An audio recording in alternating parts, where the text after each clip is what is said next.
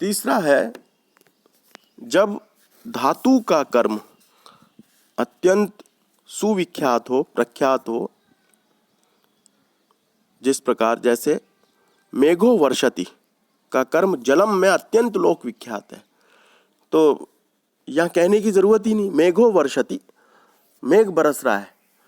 तो मेघ नहीं बरस रहा, मेघ से जल बरस रहा है, लेकिन जल कहाँ नहीं जाता। ये बहुत सारे इस तरह के प्रयोग हम देखते हैं। जा रहा है, कहाँ जा रहा है? घर जा रहा है।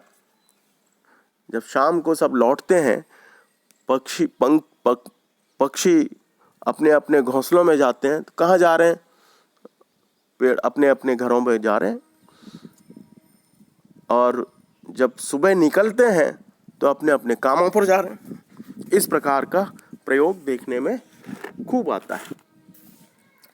तो यहाँ भी मेघो वर्षति, मेघ बरस रहे हैं, ये कहकर कर्म जलम जो अत्यंत प्रसिद्ध है, सबको पता है मेघ से क्या बरसता है, इसलिए यहाँ पर विख्यात अर्थ में, सुविख्यात अर्थ में ये जल को न कह करके भी वहाँ कर्म छिपा हुआ है, अंतर्निहित है, उसको बताते हैं।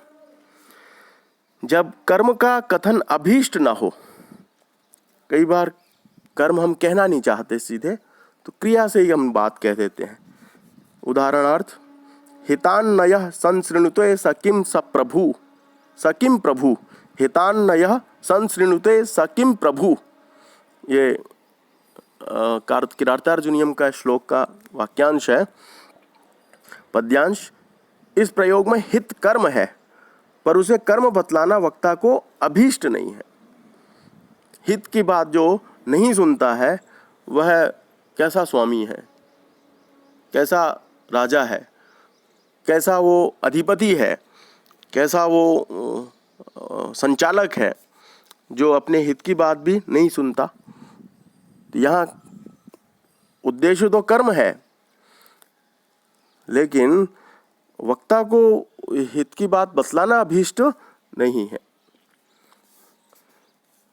अगला है अकर्मक धातुएं सोपसर्ग उपसर्ग सहित होने पर प्रायः सकर्मक हो जाती हैं। अकर्मक धातुएं जब उपसर्ग के साथ प्रयोग होती हैं तो वह सकर्मक हो जाती हैं। जैसे ऋषिणाम पुनराद्यानाम वाचम अर्थोनुधावति। अब यहाँ अनुधावति प्रयोग है, इसमें धाव धातु है, अनु उपसर्ग है, प्रथमा विभक्ति लट लकार एक वचन का रूप है।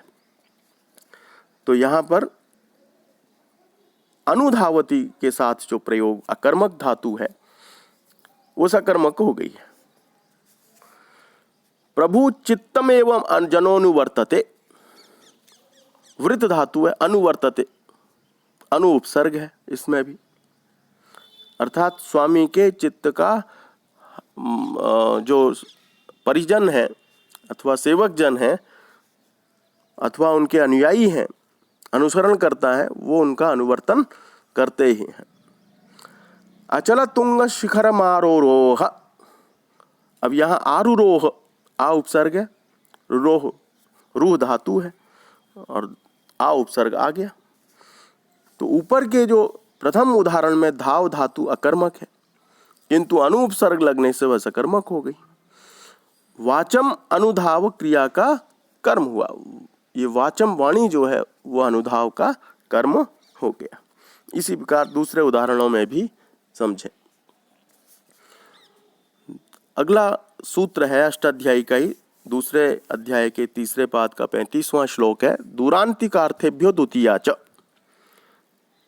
दूर और अंतिक, अंतिक का अर्थ होता है निकट, तथा इनके समानार्थक शब्दों में, इसके समानार्थक यदि शब्द प्रयोग दूसरे भी कोई प्रयोग होते हैं तो द्वितीया, तृतीया, पंचमी तथा सप्तमी विभक्तियां होती हैं। जैसे गृहस्य गृहाद् वा अंतिकम, घर, गृहम भी कर सकते हैं, गृहम, गृहस्य, गृहेण, गृहात् वा अंतिकम, घर के निकट। अंतिकेन, अंतिकात, अंतिकेवा। अंतिक शब्द का भी अंतिकेन, अंतिकात, अंतिकेवा। गृहस्य निकटम उद्यानम वर्तते।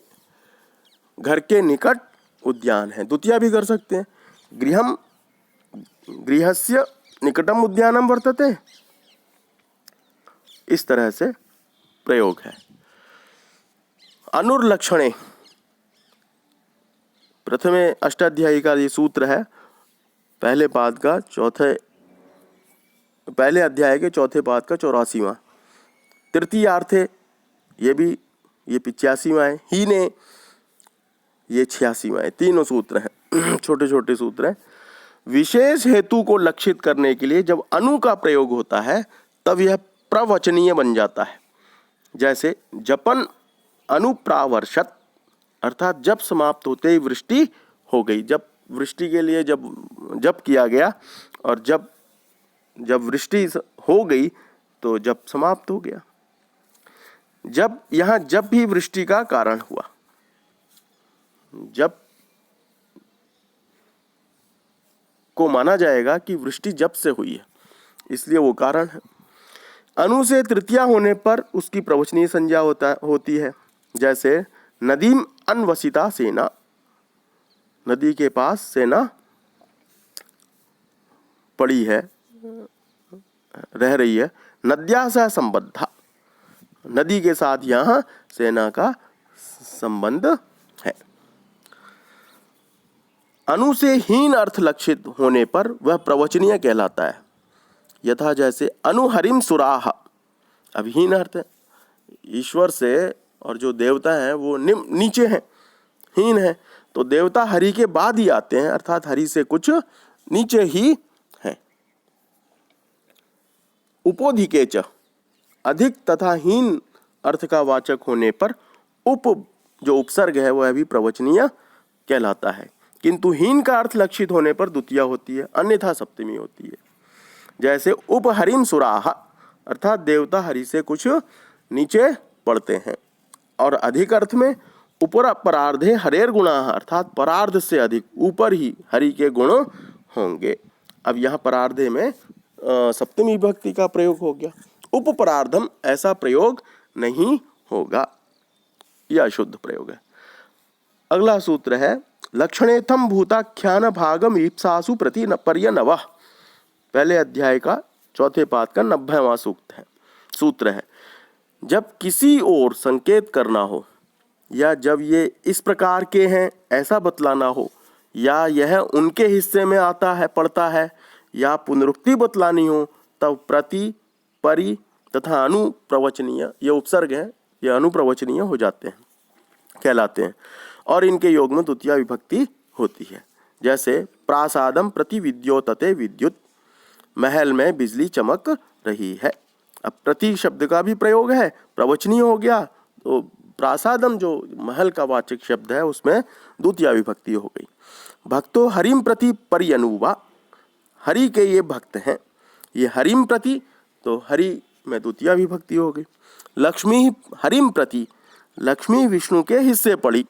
अब ये हिस्से पड़ने अर्थ में हरि के प्रति द्वितीया विभक्ति है। लताम लताम प्रति सिंचति, प्रत्येक लता को सींचता है।